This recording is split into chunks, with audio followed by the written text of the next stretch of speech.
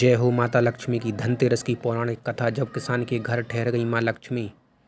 कार्तिक कृष्ण पक्ष की त्रयोदशी तिथि के दिन धनतेरस का पर्व पूरी श्रद्धा व विश्वास के साथ मनाया जाता है। धनवंतरी के अलावा इस दिन देवी लक्ष्मी और धन के देवता कुबेर की भी पूजा करने की मान्यता है। इस दिन को मनाने के पीछे धनवंतरी के जन्म लेने की कथा के अलावा इसके बारे में एक दूसरी कहानी भी प्रचलित है। कहा जाता है कि एक समय भगवान विष्णु वैतुलोक में विचरण करने के लिए आ रहे थे। तब लक्ष्मी जी ने भी उनसे साथ चलने का आग्रह किया। तब विष्णु जी ने कहा कि यदि मैं जो बात कहूँ तुम अगर वैसा ही मानो तो फिर चलो। तब लक्ष्मी जी उनकी बात मान गईं और भगवान विष्णु के साथ भूमंडल पर आ गईं। कुछ देर बाद एक जगह पर पहुंचकर भगवान विष्णु ने लक्ष्मी जी से कहा कि जब तक मैं ना आऊँ तुम यहाँ ठहरो, मैं दक्षिण दिशा की ओर जा रहा हूँ, तुम उधर मत आना। विष्णु जी के जाने पर लक्ष्मी जी के मन में कौतूहल जागा कि आखिर दक्षिण दिशा में ऐसा क्या रहस्य है जो मुझे मना किया गया है, और भगवान स्वयं चले गए। लक्ष्मी जी से रहा ना गया और जैसे ही भगवान आगे बढ़े लक्ष्मी जी भी पीछे पीछे चल पड़ी। कुछ ही आगे जाने पर उन्हें सरसों का एक खेत दिखाई दिया जिसमें खूब फूल लगे थे।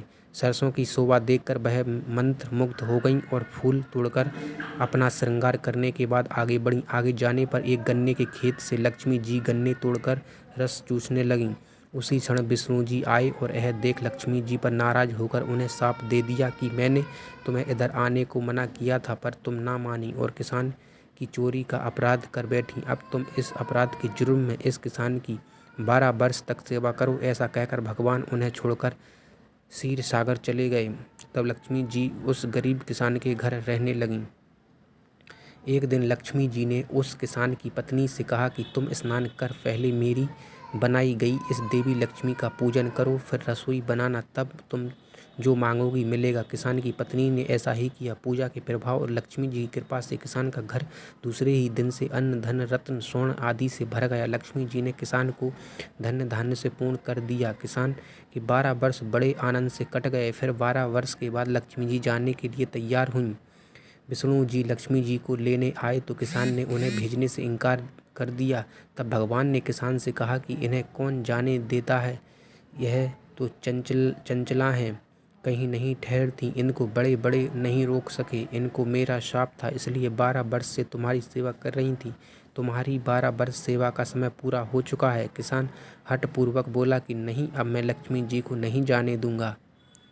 तब लक्ष्मी जी ने कहा कि हे किसान, तुम मुझे रोकना चाहते हो तो जो मैं कहूँ वैसा करो।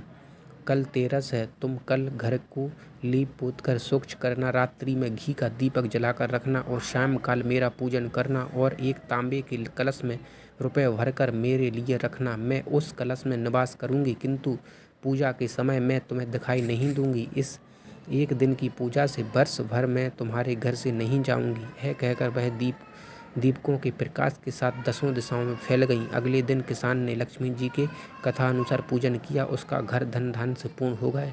इसी वजह से हर वर्ष तेरस के दिन लक्ष्मी जी का पूजन होने लगा। तो कमेंट में जय लक्ष्मी माता जरूर लिखिए।